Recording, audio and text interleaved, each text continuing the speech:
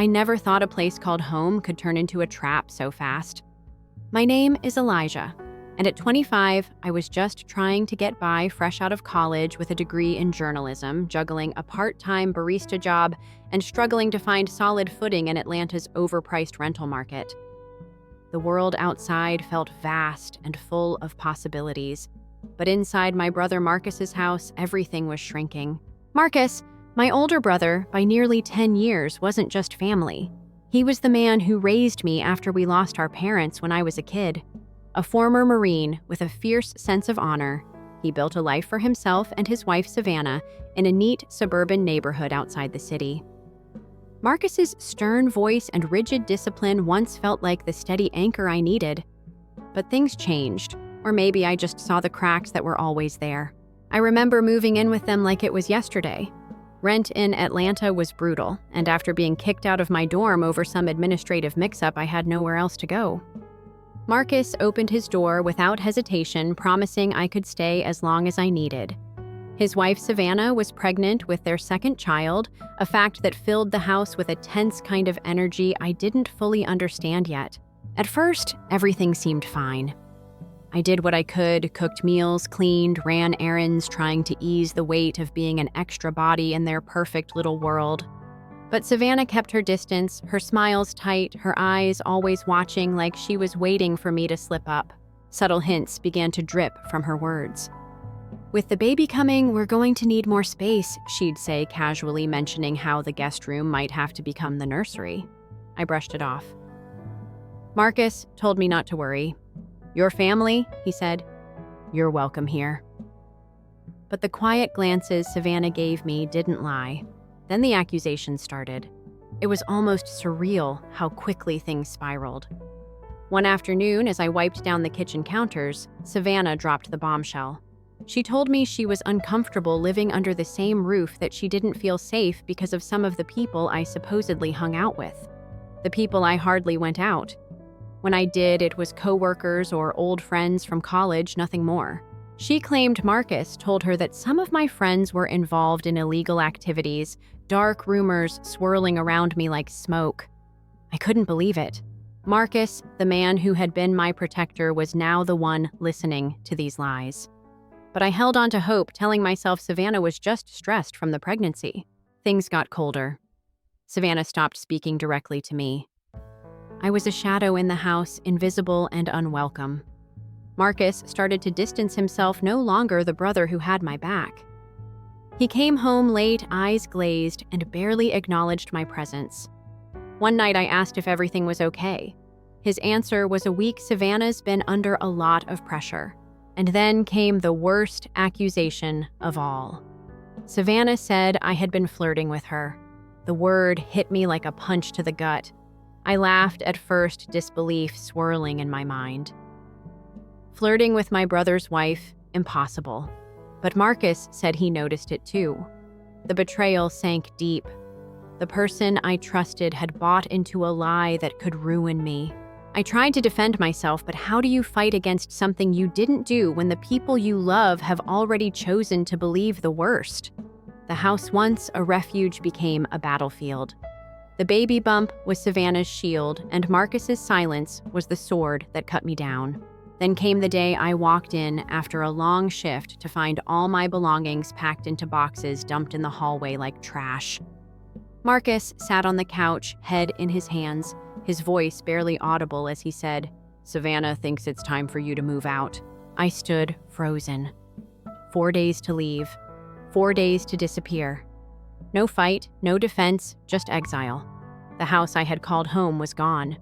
The brother I had looked up to had turned his back. Outside the door, the world waited, cold, indifferent, and merciless. I had nowhere to go. My phone buzzed with texts from Marcus and Savannah, apologies mixed with guilt trips. My parents silent, my friends limited. And in that moment, the harsh truth settled over me like a storm. Sometimes family is the cruelest place of all. But as the door clicked shut behind me, something inside stirred. This wasn't the end. It was the beginning of a reckoning. And when it came, it would shake the very foundation of everything they thought they knew. Just then, my phone rang. It was Marcus. His voice trembled, desperate. "Elijah, we lost the house. We're on the street. Please, can you help us?" I stared at the screen, heart pounding. After everything. After the lies, the silence, the betrayal. What was I supposed to do now? And that's where it all begins. The days after being forced out felt like wading through fog. My SUV became my sanctuary and my prison. Nights spent parked under flickering streetlights, mornings stealing showers at gyms, afternoons juggling Lyft rides to scrape together enough cash to survive. Every mile I drove away from Marcus's house was a reminder family had abandoned me and I was on my own. But the hardest part wasn't the physical discomfort. It was the weight of silence. No calls, no texts. Just the cold void where my brother's support should have been. I kept replaying Savannah's accusations in my mind, how easily she twisted the truth, how effortlessly Marcus believed her. The lies about the camera, the dark web friends, and worst of all, that insane flirting claim. How does someone you trusted turn your world upside down with just words? During the day, I hid behind my barista smile, serving coffee to strangers who had no idea about the storm raging in my chest. But late at night, when the city lights dimmed, the loneliness crushed me. I'd stare at my phone, half expecting a message from Marcus, some sign he regretted it that he missed his little brother. But there was nothing. Just silence and the distant hum of traffic. Still, I wasn't ready to give up. I started diving into video editing tutorials on YouTube, teaching myself how to turn raw footage into stories. It was a way to channel the chaos inside me to reclaim my voice. Every clip I edited was a piece of the life I lost, and the one I was desperate to build. I poured hours into learning sometimes until my eyes blurred, my fingers numb on the keyboard. One night after a particularly long shift and a marathon editing session, my phone buzzed with an unknown number. It was Marcus. My heart stuttered. He said his voice was shaking. "Elijah. Savannah and we're losing everything. The business went under, the house is gone. We're out on the street. Please, can you help us?" The irony hit me like a freight train. The same people who pushed me out were now begging for help. I stared at the screen. My mind a whirlwind of anger, betrayal, and something else, confusion. Did I have it in me to be the bigger person, to open the door when they slammed it in my face months ago? The city outside my window was alive and indifferent. But inside me, a war raged between resentment and family. As I debated, I looked around my cramped SUV, the cracked leather seats, the faded dashboard, the tangled mess of clothes and tech gear. This was my world now.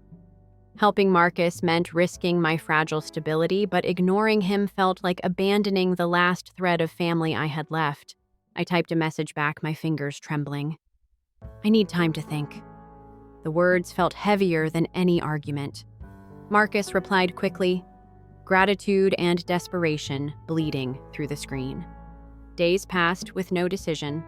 Savannah's shadow lingered in my thoughts, her smirk haunting every memory. Then one afternoon, as I was editing footage in a cramped cafe, I overheard a conversation about a new shelter opening in the city offering help for families facing eviction. An idea sparked.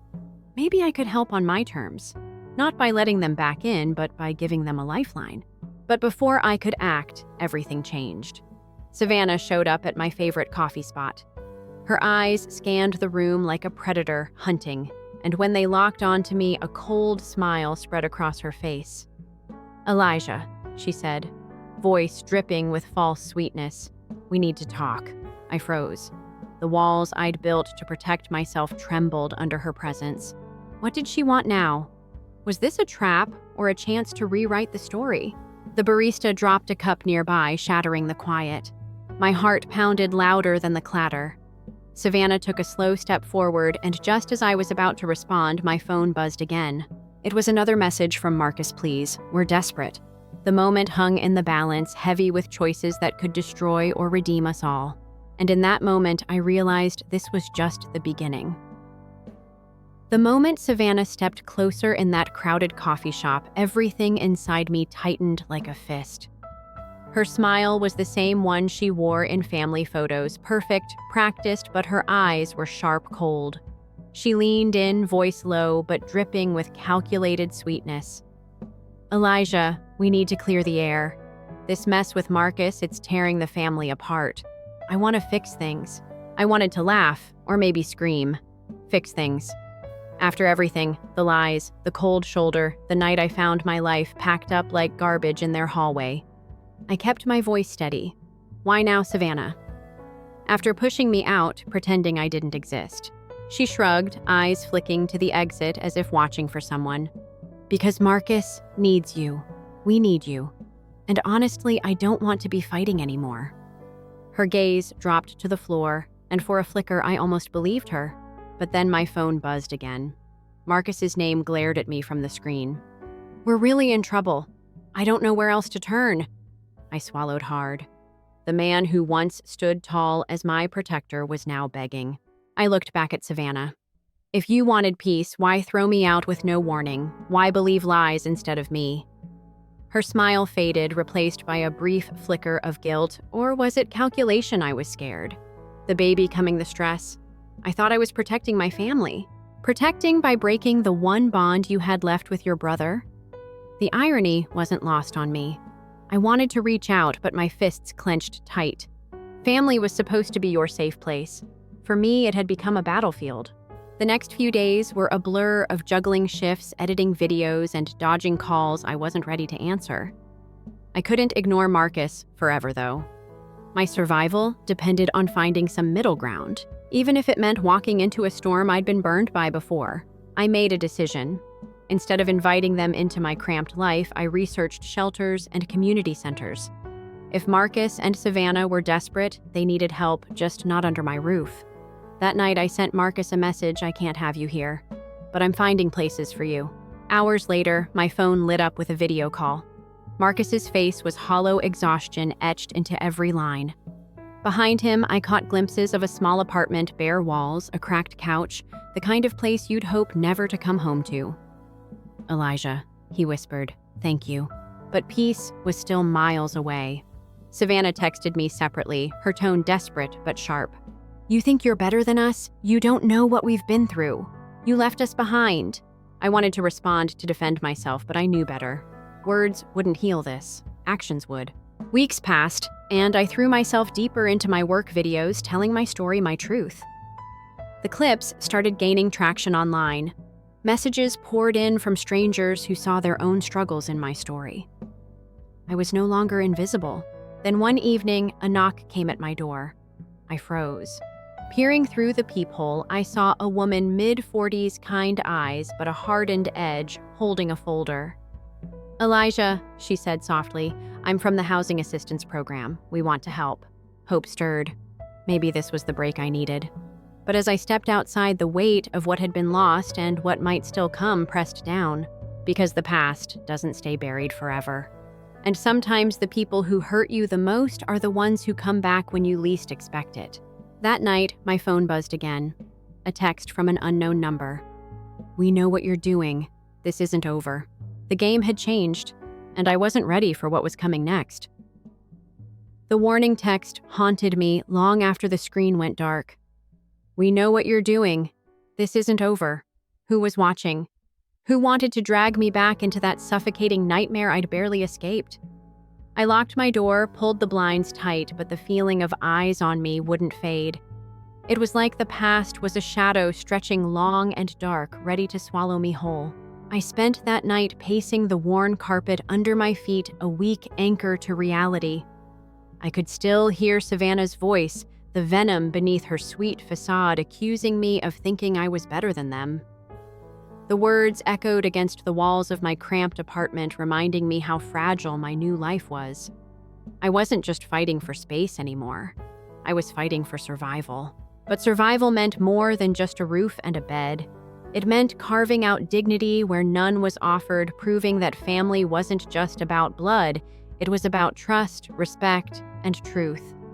The dreams I'd held onto since childhood, the dream of the American promise, felt brittle now.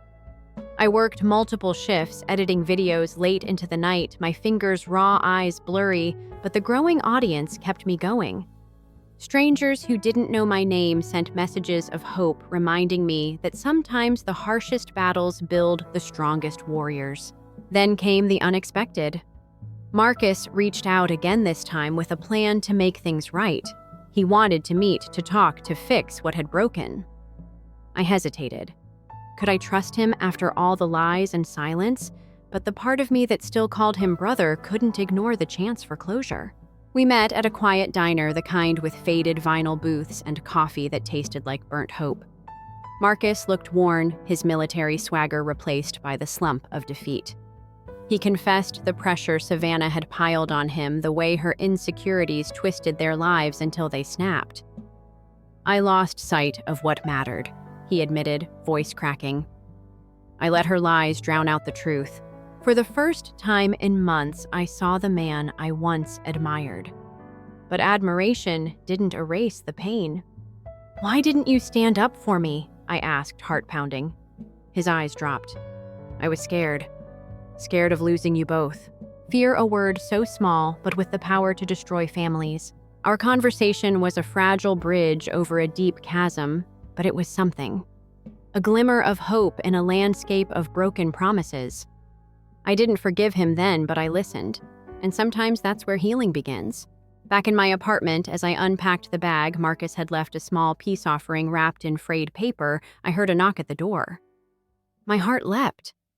But it wasn't Marcus. It was a woman with a badge and a kind but serious face.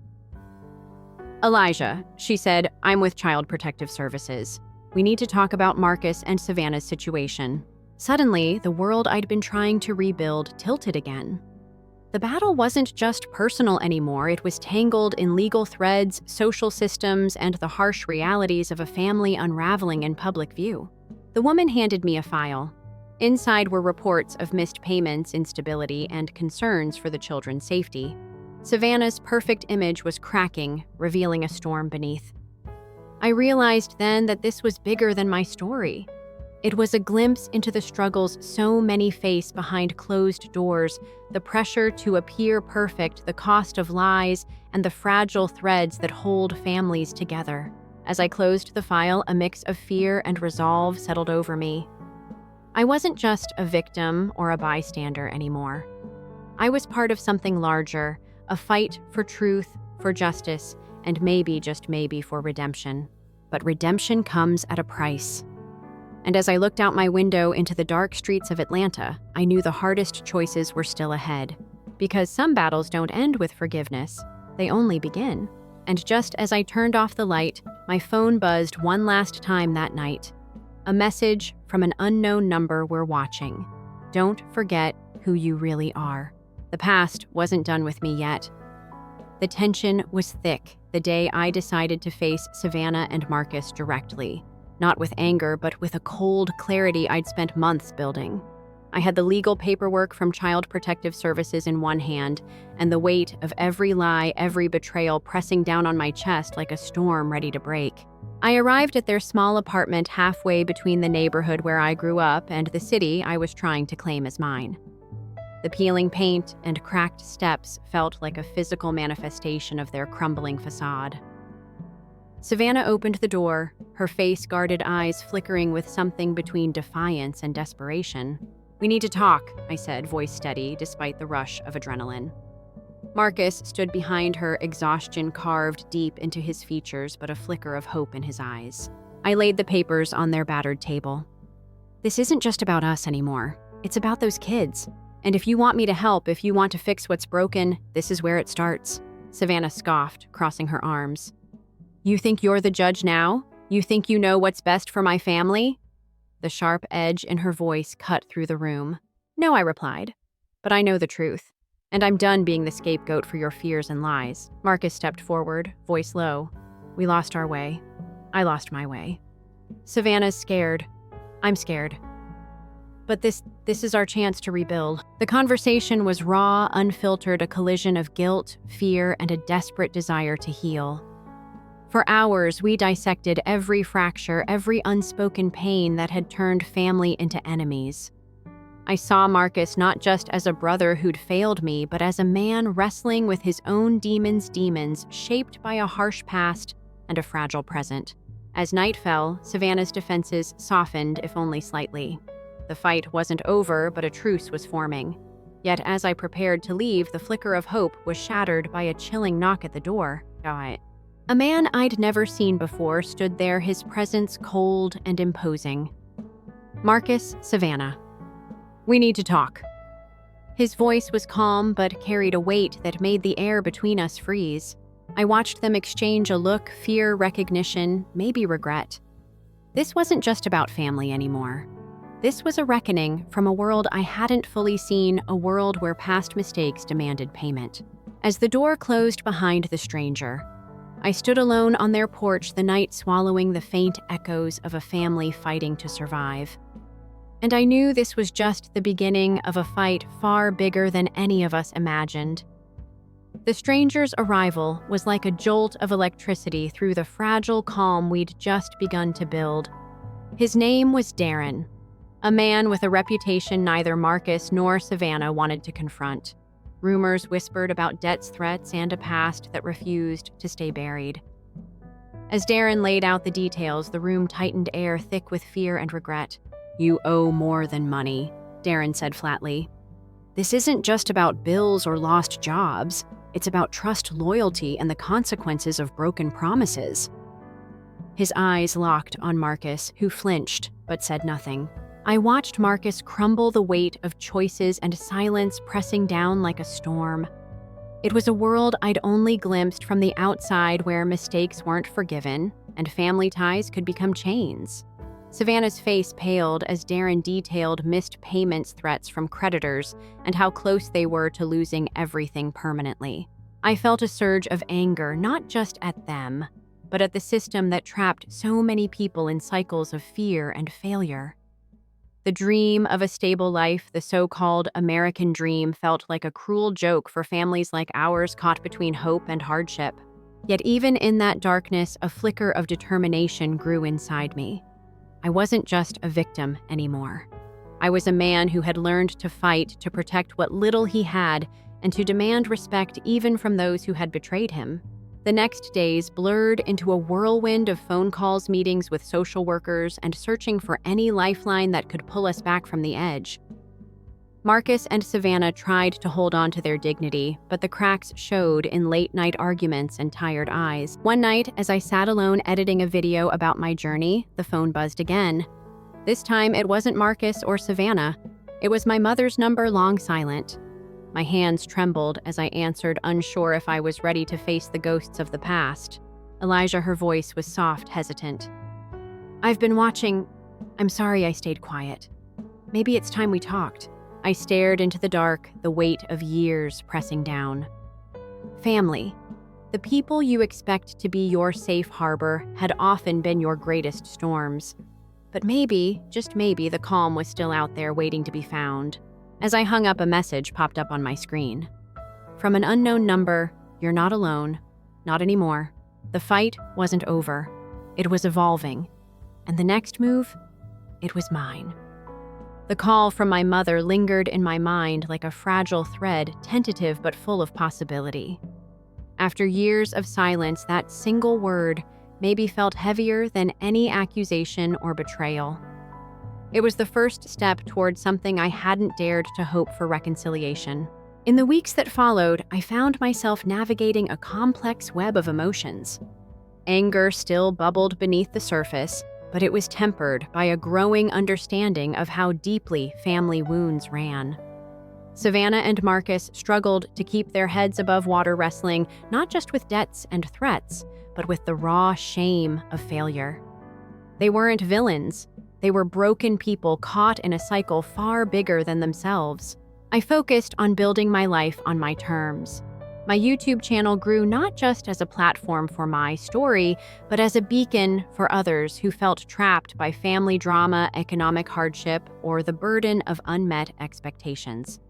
Comments poured in, messages of thanks, stories of shared pain, and a community forming around shared resilience. One evening, as I edited a new video in my tiny apartment, I received a message from Savannah. No accusations, no demands, just a simple, "Can we talk?" The weight of the past made me hesitate, but something in her words felt genuine. We met at a quiet park, the kind with rustling leaves and distant laughter of children, a stark contrast to the tension we carried. For the first time, our conversation wasn't a battle, but a tentative bridge. She admitted her mistakes, her fears, and the way her own insecurities had poisoned our family. Marcus stood beside her, quiet but present. "I'm sorry for everything," Savannah said, eyes shimmering. "I want us to be better. For the kids, for us." The words weren't a magic fix, but they were real. The past wouldn't vanish overnight, but healing had begun. Yet, even as I felt the fragile threads of family weave back together, a nagging doubt stayed with me. Trust isn't rebuilt in a day, and some wounds run too deep for easy forgiveness. That doubt was confirmed when a letter arrived, stamped and official. It was from a lawyer. Marcus and Savannah were facing eviction again. The fight wasn't over. Life's harsh realities continued to press, threatening to pull us apart once more. As I stared at the letter, my phone buzzed. A message from an unknown number. "This isn't the end, Elijah. It's just the beginning." And in that moment, I realized the real battle was just starting, a battle not just for family, but for identity, for survival, and for the truth we all desperately needed. Because sometimes the hardest fights aren't against others, but against the past itself. And the question remained, how far was I willing to go to protect the family I chose and the family I was born into? The message echoed in my mind. "This isn't the end, Elijah. It's just the beginning." I reread it over and over until the words blurred. I didn't recognize the number, but I knew the tone. It wasn't just a threat, it was a reminder. A reminder that the shadows I thought I'd escaped were still behind me, waiting. I was done letting others write my story. The next day, I made a decision that would change everything. I reached out to Ava. Ava Carter was a quiet classmate from college who had gone on to become a fierce investigative journalist. We hadn't spoken in years, but I remembered the look in her eyes when she talked about truth like it was a living thing worth dying for. I sent her a message. "Need help uncovering something dark? I trust you. You up for it?" Her reply came in 5 minutes. "Send me everything." I did. All of it. The texts, the accusations, Darren's name, Savannah's sudden reappearance, even the warning messages. Ava didn't flinch. She called that night. "Do you know who Darren is?" she asked. Her voice was calm, clinical. "No, just that Marcus and Savannah feared him." "Well," she said. And I heard keys clicking in the background. Darren Gray used to run with a mortgage scam ring in Florida. Went dark for 5 years. Rumor is he launders money through fake property businesses now. Your brother's startup, what exactly was it? My heart sank. I didn't know. It was time to find out. The next week was a blur of sleuthing. With Ava's guidance, I dug deep. I posed as a prospective investor and contacted the LLC that had Marcus's name. The receptionist stammered when I asked for a tour of their office. "There's no physical location," she said, "just remote consultants." I asked, "And the funding?" "Mostly angel investors."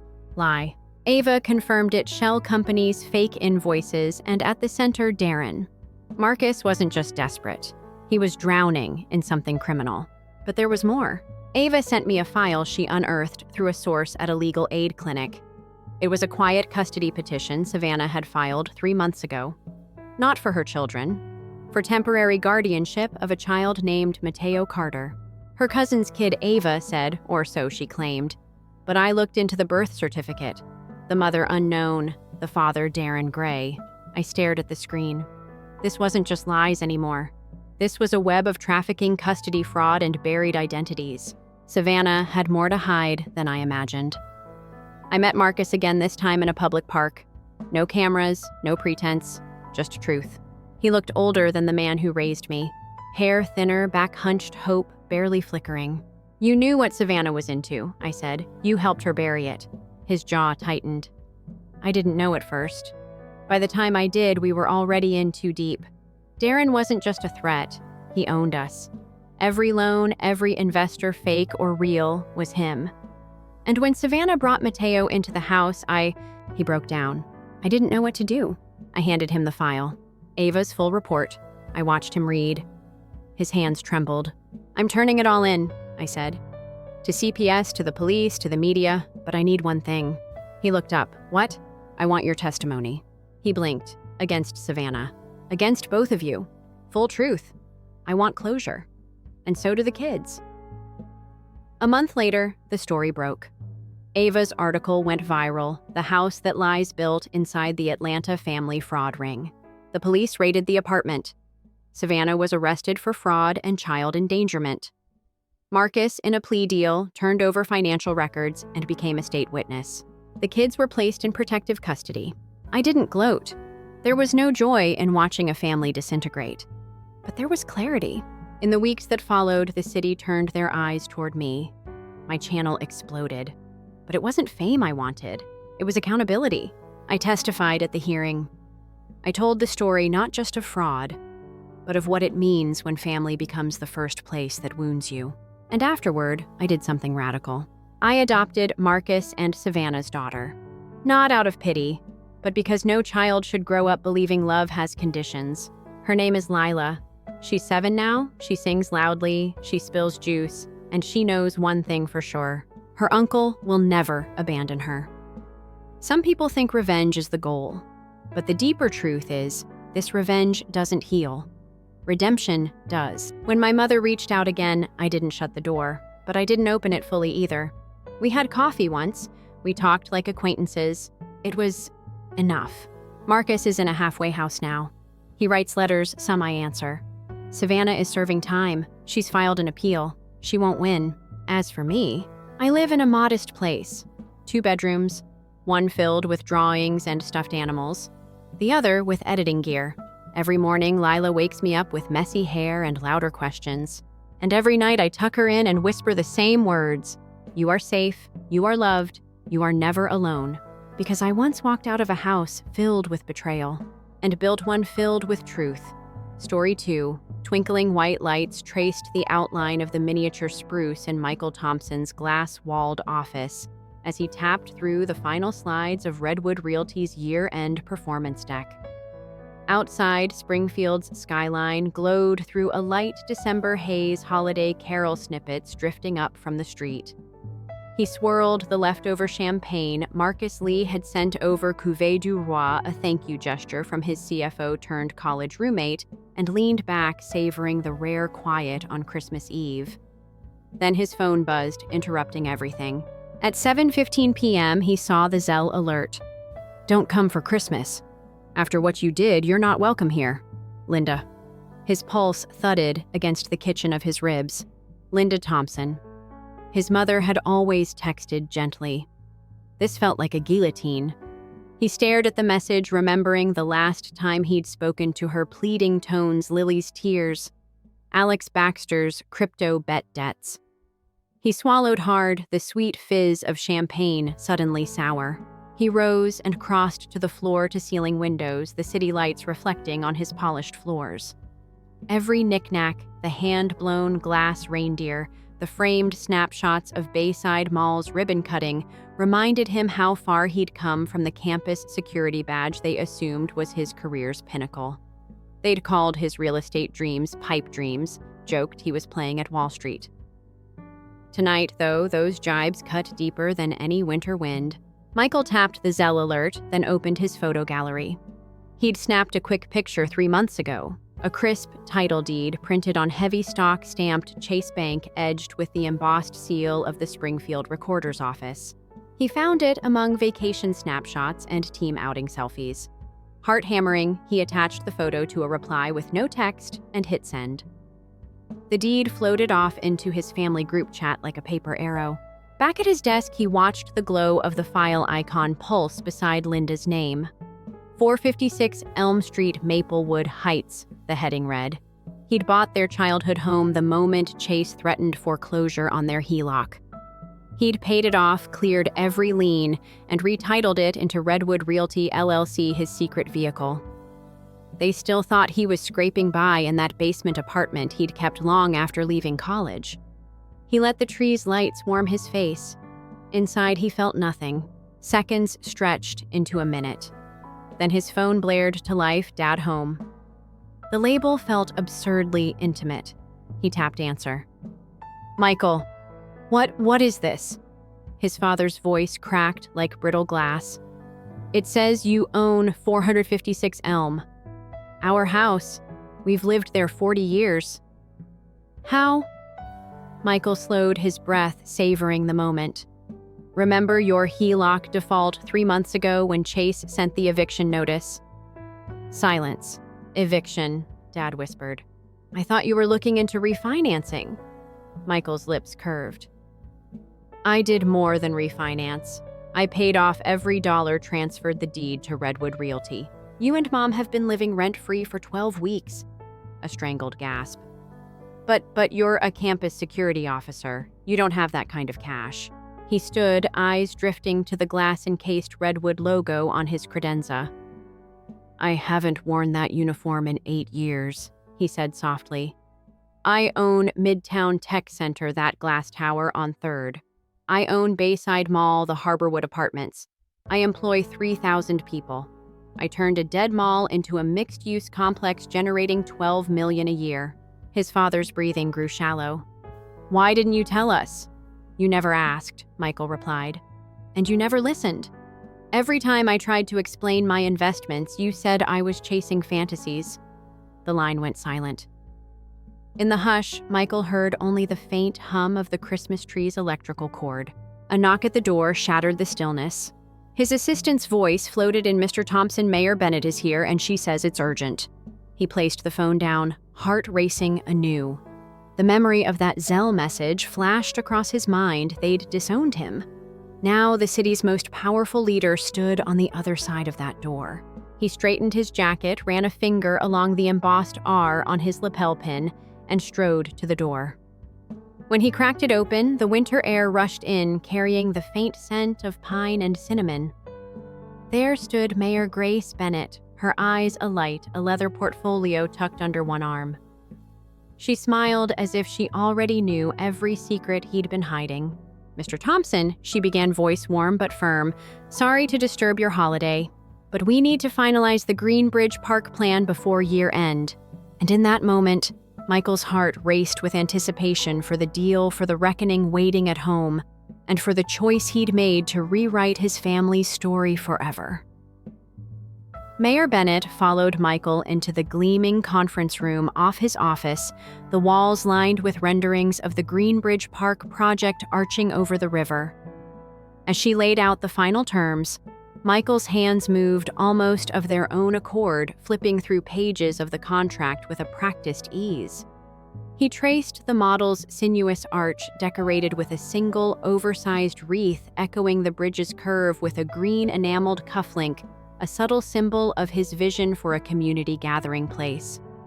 The mayor's brow furrowed when she pointed to the funding clause tied to municipal bonds. "If council doesn't approve by midnight Friday, we lose half the state grant." Michael nodded, eyes steady. "I've already fast-tracked the bond issuance through State Treasurer McAllister. We're clear."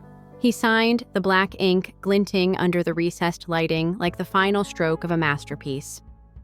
As she gathered her papers, Bennett paused at the door. "Michael, will you be home for Christmas?" Her question hung between them, not about the house, but his place in the community.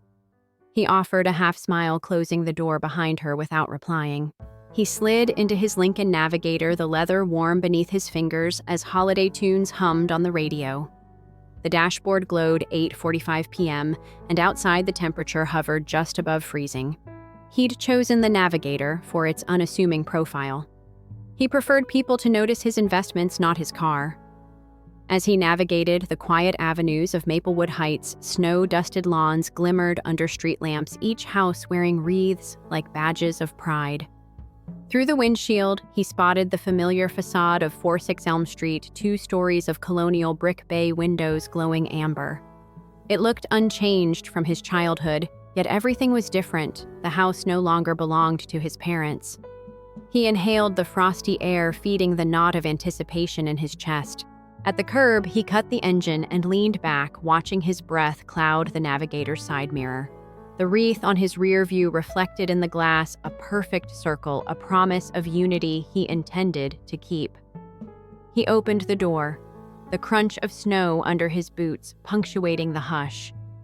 A single porch light revealed Lily Thompson standing at the steps, her nurse's scrubs partially hidden by a wool coat. She hurried down, cheeks flushed with cold and something else relief.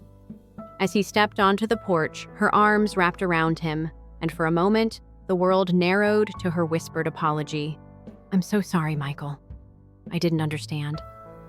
He felt the worn fabric of her scrubs, a tactile reminder of her sacrifice at Johns Hopkins ICU, and pulled back to study her face so like their mother's, framed by loose waves of hair dusted with snow. She opened the door with a trembling hand, the jamb creaking as though surprised to see him. Inside, warm lamplight revealed a carefully set table, a half-carved roast beast, candles flickering beside a manger scene on the mantel. The room smelled of pine needles and spiced cider. Lily stepped aside as he entered. "Mom asked me to show you the living room," she said.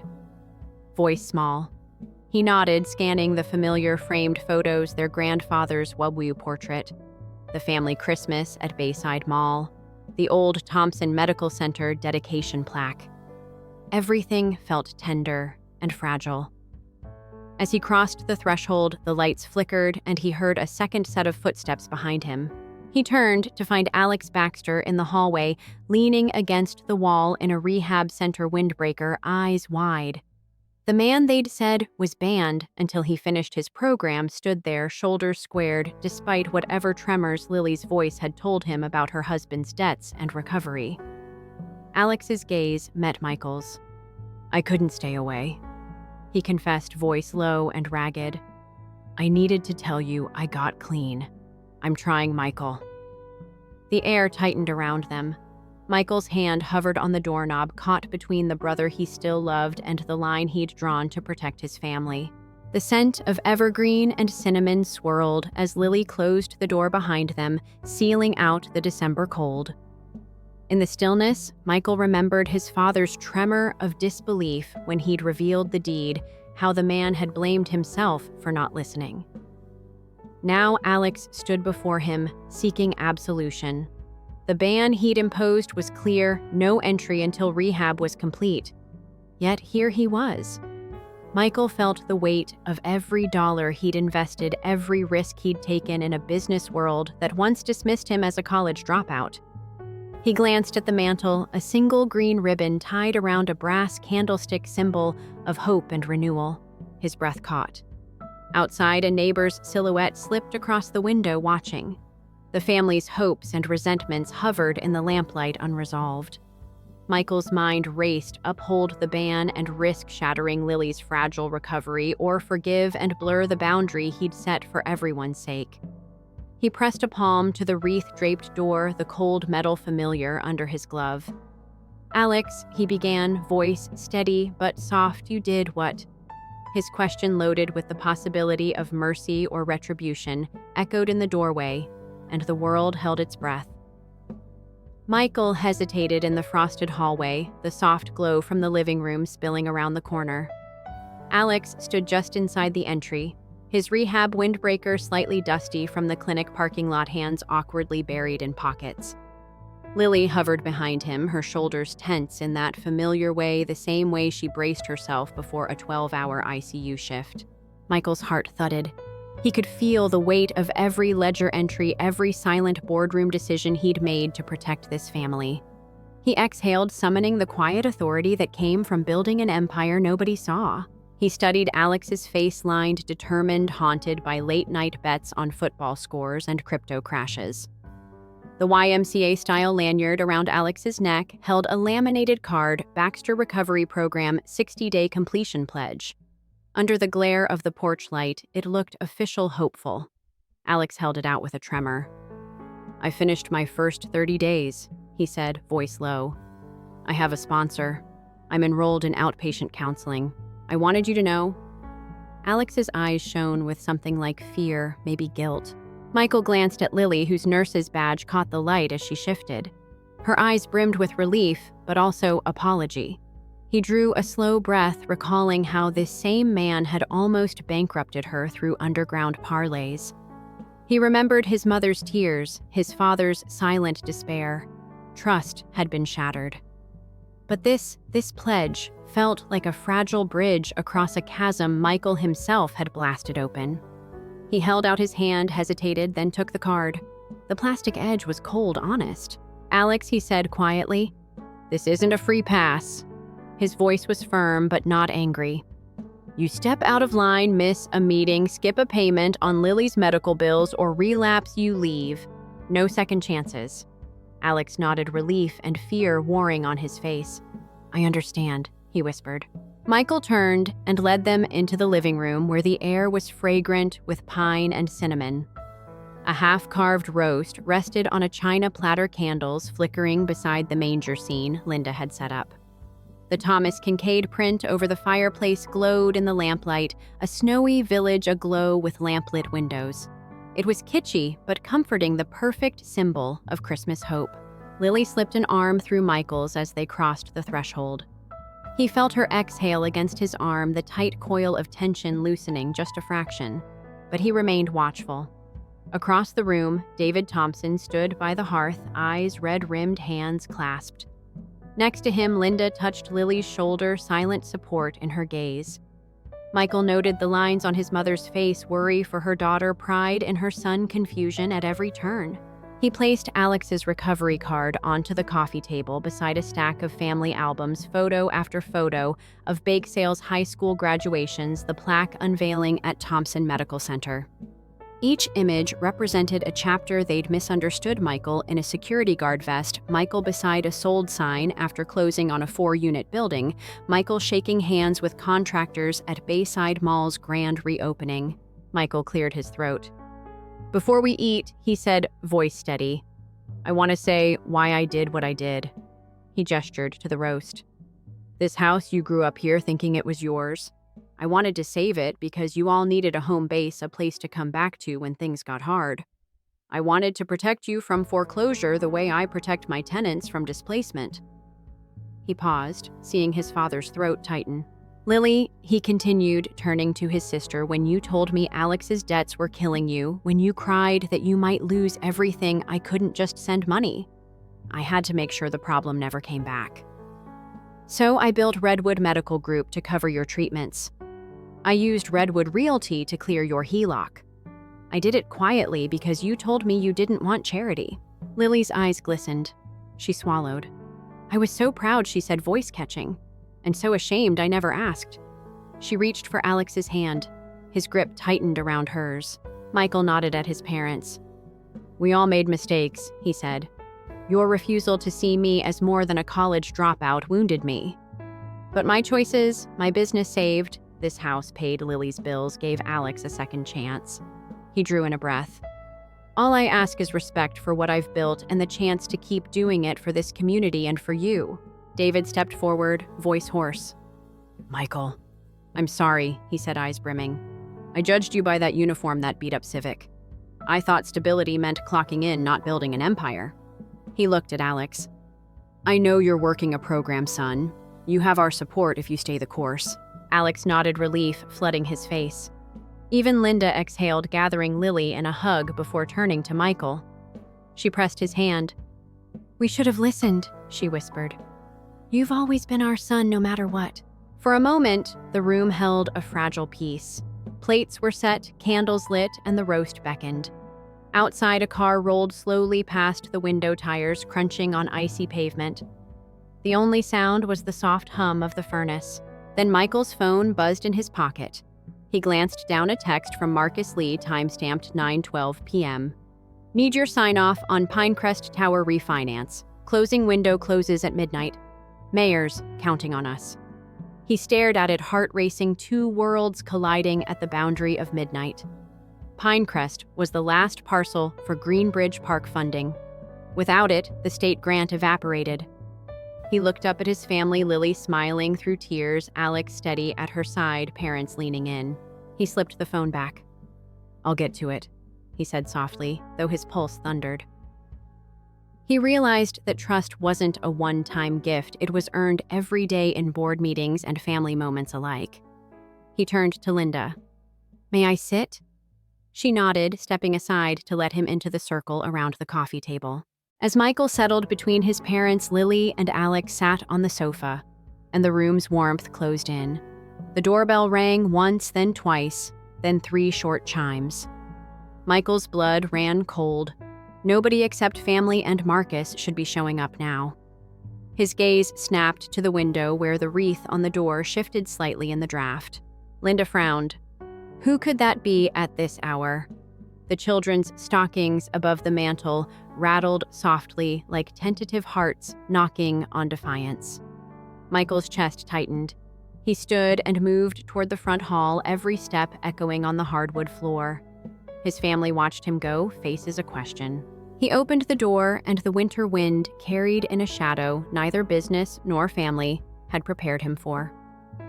Michael's hand hovered over the doorknob, the warmth of the living room behind him and the chill of a December night pressing on his back.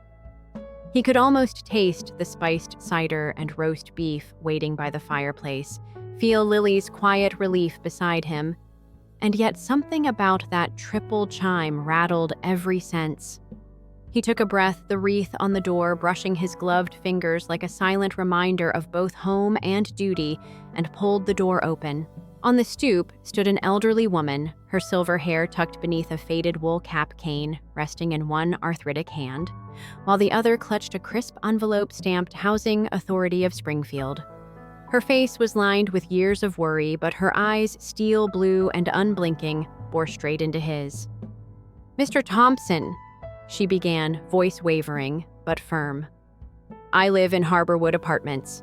You know the complex you built last spring. They've sent me this eviction notice. My rent doubled overnight." She extended the letter like a gauntlet, the paper crackling in the cold. Michael's heart sank. He glanced past her to the dark street snow, piled high footprints leading away from row upon row of equally wreath-clad homes. Harborwood had been his pride, a mixed-use revitalization he'd pitched as community-focused with subsidized units for seniors.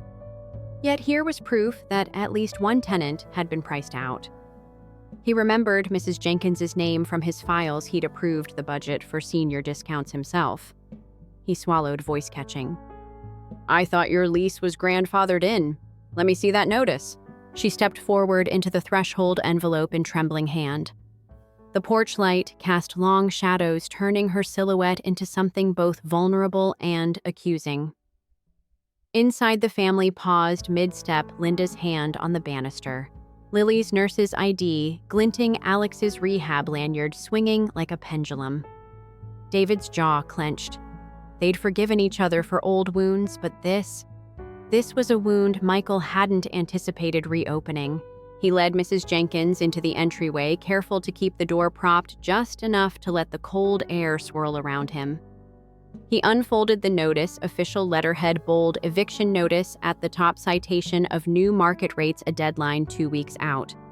Beneath that, a small print clause, owner reserves right to reset rents at market value upon lease renewal. Michael's blood ran cold.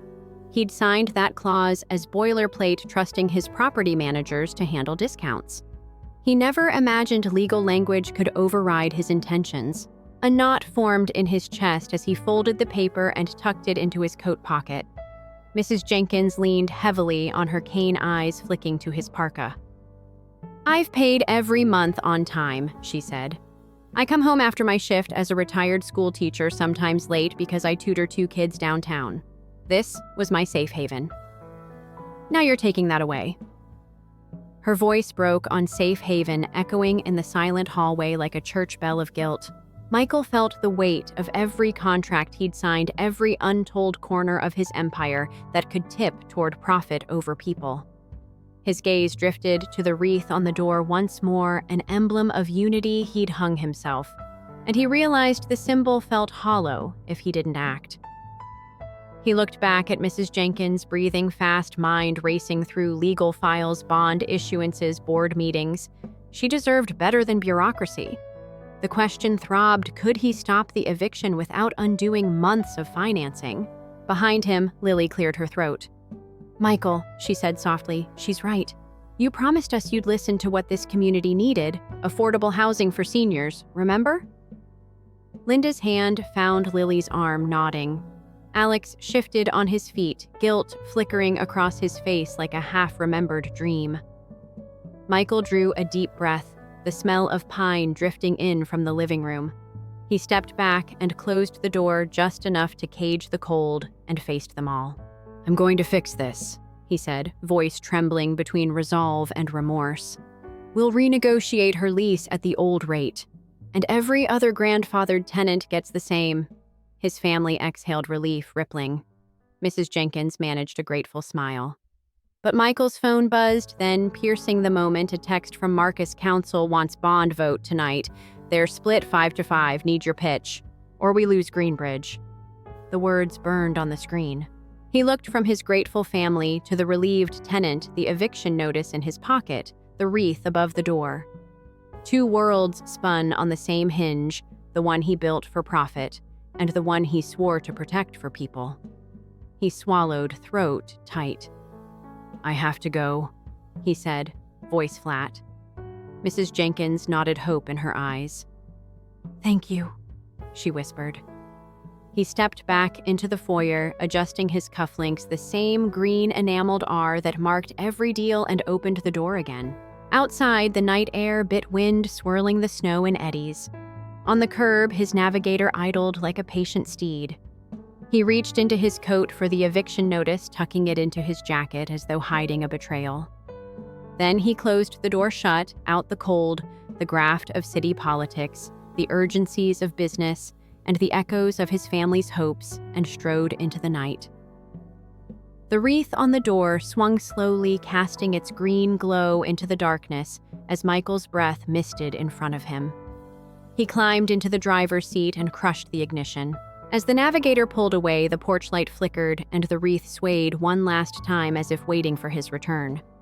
And somewhere between the echo of the closing door and the distant hum of the city, Michael Thompson realized that saving a home could cost him everything, and that the real test of his empire was about to begin. Minutes later, Michael's navigator rumbled into the circular drive of Springfield City Hall, festive wreaths wreathing the twin doors like garlanded sentries.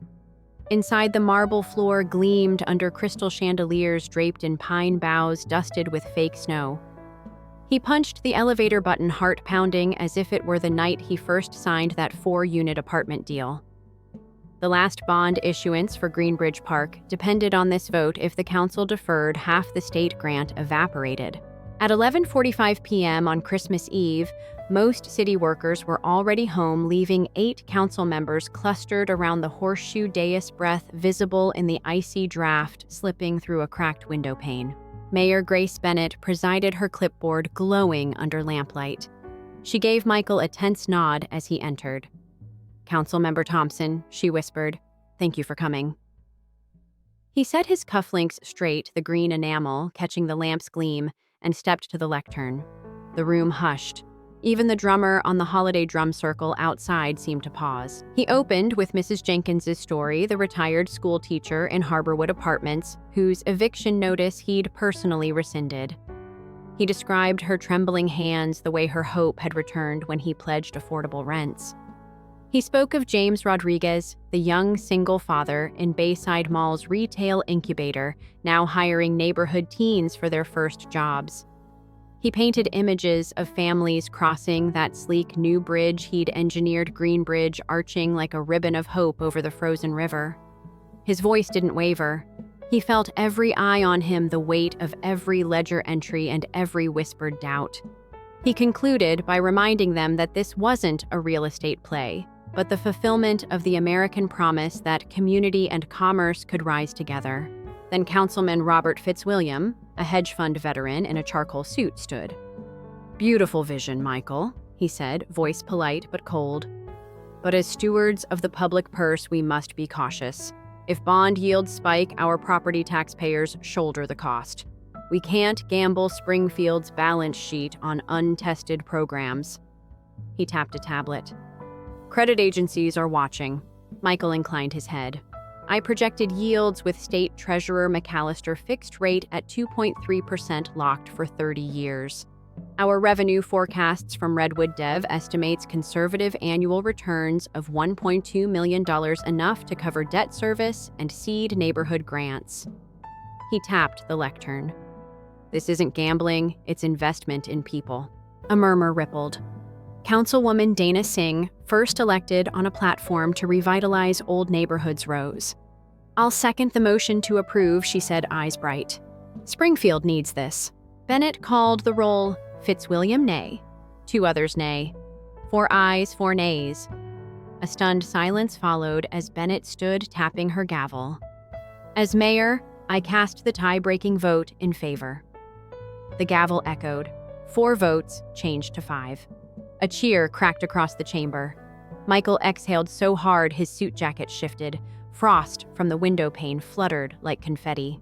He gathered his papers, relief and triumph coursing through him when his phone vibrated in his breast pocket. He ignored it at first. Nothing could spoil this victory. Then he read Marcus Lee's terse message: bond docs submitted to the wrong department. They need original revenue report by 8 a.m. or grant void. No extensions. The color drained from his face. The council room's warmth felt distant. The evergreen garlands blurred. He clenched his jaw. They'd approved, but bureaucratic slip-ups could still kill the project. 2 weeks of negotiations, a holiday miracle almost realized, now hung on one missing signature. He looked at Bennett, whose brow had tightened at his distracted glance. He realized the final twist, winning the vote, wasn't enough. He had to deliver that report through locked-down Christmas channels. He folded his shoulders back and offered the mayor a curt nod voice. Steady, I'll take care of it. As he turned and crossed the threshold, the branches of a pine garland brushed his coat collar, looming expectant, a silent symbol that hope often rides on the smallest actions. Stepping into the night, Michael Thompson felt the thrill of victory and the weight of looming failure collide in his chest like freezing rain. Michael's boots hit the pavement before he even registered it. He fumbled for his phone thumb, sliding across the screen to Marcus's number as he vaulted into the navigator. The engine growled to life, and he peeled away from City Hall's circular drive, the Christmas wreaths on the doors receding in his headlights. Marcus, what exactly did you need? He barked the moment the CFO picked up. Turned in the bond docs to the finance department instead of the clerk's office, Marcus said, voice tight. You need the original revenue report signed, notarized, 3 hard copies on the mayor's desk by 8. They're not making exceptions. Michael's jaw clenched. And it's 12 minutes to midnight. 15, Marcus corrected, counting the drive. He tore down Main Street, the glow of holiday lights reflecting off slick asphalt. He thought of the eviction notice in his coat pocket, of Mrs. Jenkins, leaning on her cane, of Lily and Alex waiting back at the house. But this moment, this one missed signature, could undo every victory. He skidded into the underground parking garage beneath Redwood Realty's headquarters at 12:05 a.m., heart hammering. The lobby was dark and empty. Security cameras blinked like watchful eyes. He sprinted for the stairwell, 2 steps at a time, burst through the locked executive suite door with the master key on his lanyard, and flicked on lights in his office. On his desk lay a neat stack of unbound pages, the revenue forecast, the debt service schedules, the appendix of projected maintenance costs. He grabbed his pen, an emerald enameled Mont Blanc gifted by the mayor, and began signing, initialing every page. When he finished, he crossed to the credenza, where a small tray held a silver embosser and the corporate seal. He pressed it firmly onto each of the 3 bound copies. At 12:22 a.m., he photocopied the notarized signature page, scanned it on his all-in-one, and emailed the PDF to Mayor Bennett with a succinct subject line, Original Revenue Report, Greenbridge Bonds. He hit send, then bundled the 3 paper copies into his satchel, along with stamped return envelopes addressed to the city clerk, and dashed back to the navigator. By 12:37 a.m., he was back on the road, heading for the municipal building's 24-hour mail drop on Oak Street. Traffic was mercifully light. He navigated the navigator through silent residential blocks, the only sound the whir of the wipers across misted windows. At 12:54 a.m., he pulled up under the flickering lamppost, leapt out, and shoved the sealed envelopes into the night depositor's slot. As he turned to go, his phone buzzed again, this time a reply from Bennett received. "Thank you. Council will get the executed originals at 8 a.m. You're a lifesaver." Relief hit him like warm sunshine. He exhaled, shoulders sagging for the first time in hours. He drove home with slow, steady breaths, replaying the night's events. By the time he pulled up at 456 Elm Street, a faint pink light was on the horizon. Lily was on the porch, wringing her gloves in her hands. Alex leaned against the navigator, exhaustion written in the slump of his shoulders. "I knew you'd come through," Lily whispered as he emerged. Alex managed a wry grin. "It almost killed me," Michael admitted, unshouldering his bag. "But we got it done." He handed Lily a travel mug of hot cider he'd grabbed from a 24-hour cafe. She took it gratefully, steam curling between them. Inside the house was waking up. Dad had already lit the hearth, and Linda stood over the half-eaten roast carving potatoes with quiet efficiency. "We thought you were making a Christmas miracle," she said, voice thick with emotion. He set his bag by the door, in more ways than one. He joined them at the table. Alex slid into the seat next to Lily. Michael poured himself a cup of cider. They ate in companionable silence for a while, broken only by the crackle of the fire and the distant chirp of a morning jogger's footsteps outside. Finally, Dad cleared his throat. "You saved Mrs. Jenkins's apartment," he said. "And the bond vote." Michael nodded. "Both matters of principle. Profits only matter if people can live in the places we build." He reached across the table, squeezing Lily's hand. "And you all matter more than any deal." Linda's eyes glistened. "We know that now." Alex set his fork down. "I've been through rehab," he said. "This place, it's where I belong now for real." He looked at Michael. "Thank you for giving me that chance." Michael offered a small smile. "Don't thank me, you earned it. Every meeting you attend, every step you take forward." They lingered over coffee as dawn broke, fully painting the sky in shades of rose and gold.